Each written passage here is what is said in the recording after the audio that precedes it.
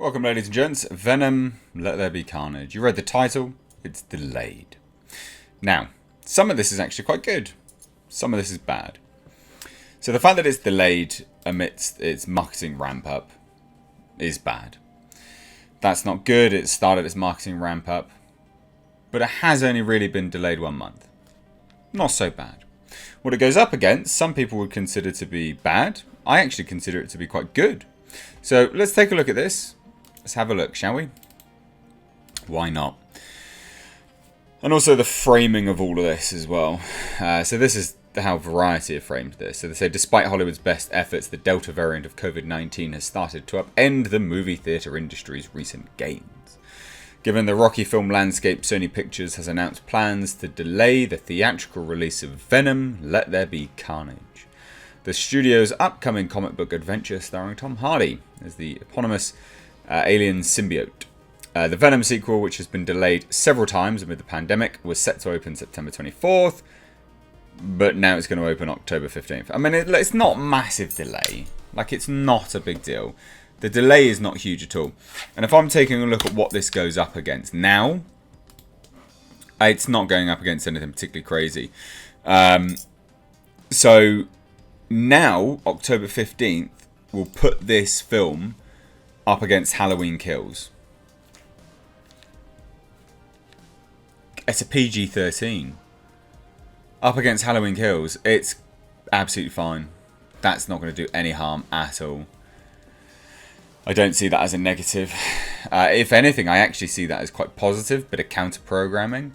Delay it again, PG-13, you know, some kids can't go and watch Halloween Kills, but they still want to watch something a little bit edgy. Whoa, let there be carnage. That's the way I see this. That's the way I see this going. Oh, look, I could be wrong, of course. But I don't think this is massively negative. The only negative is the fact that they've started the marketing window. A bunch of people will be getting their hopes up. And delays do irritate people.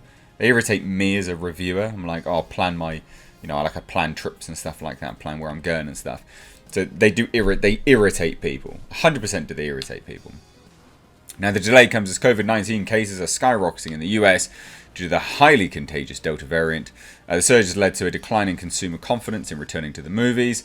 According to a recent survey conducted by the National Research Group, 67% of moviegoers say they're very or somewhat comfortable visiting their local complex. And that's 67%, that's pretty good. Which is a dip of 3% compared to last week and down 14% from 1 month ago. I mean, it's not massive. 67% is still pretty good. But never mind, again, it's all about the framing. I think part of the framing of these articles actually goes some way to skewing people's outlook on these movies. I think, personally, I think it makes people scared. You know, oh, it's surging. It's like, yeah, okay, but what harm is it actually doing? I know lots of people will be annoyed by that, but in the UK, the evidence indicates that it's essentially a bit of a cold, really, at this point in time. Anyway, I know that'll irk a few people. That is the way it is in the UK. Anyway, as a result, the movie theatre business hasn't fully recovered from the prolonged industry-wide shutdown. So far, the domestic box office has seen a mix of COVID-era hits like A Quiet Place 2, Fast 9, blah, blah, blah, blah, blah, blah, blah, blah. So it's done pretty well so far. You know, it has done pretty well in all of this box office turmoil because of COVID. Now, I'm looking at this. I'm looking at another article in front of me at the same time here. And this is a Deadline article, and they say Sony has confirmed that Venom Let There Be Carnage is going on October 15th. It's going to be released October 15th, right up against Universal's Blumhouse Halloween Kills. This frees up the calendar in case Sony wants to move Hotel Transylvania 4 to Venom 2's old date.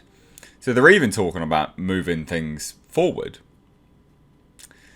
Which would be interesting, because if they do, right, if Sony moves Hotel Transylvania 4 forward, that doesn't actually indicate that Sony is concerned about box office performance with respect to COVID. What that indicates is that they're moving it tactically, right? Tactically. That they're moving it because they think that it'll do better in terms of programming-wise up against something else. And I've already said that. I do actually agree. I think that could be really, really good. You know, there's this article as well. However, with concerns over the Delta variant and kids under 12 still not being allowed to be vaccinated, The latter movie's theatrical fate remains in question. Sure, okay. Anyway, so Venom 2, blah, blah, blah. It's all looking alright, I think. I don't think this is massively negative. A few people have thought that this will... this is to do with like reshoots and things like that. I don't think it is to do with reshoots. Some people think that it's to do with some leaks and all of this business that have come out. I don't think so. And I actually really don't think this is a massive concern. I think Sony... I would imagine Sony's just going to release this in October. I think that's fine. The only major concern for me in it being released in October now, unfortunately, is the fact that it will be autumnal seasons, and respiratory viruses thrive in autumnal seasons. Lo and behold, that's what happens with respiratory viruses or respiratory conditions.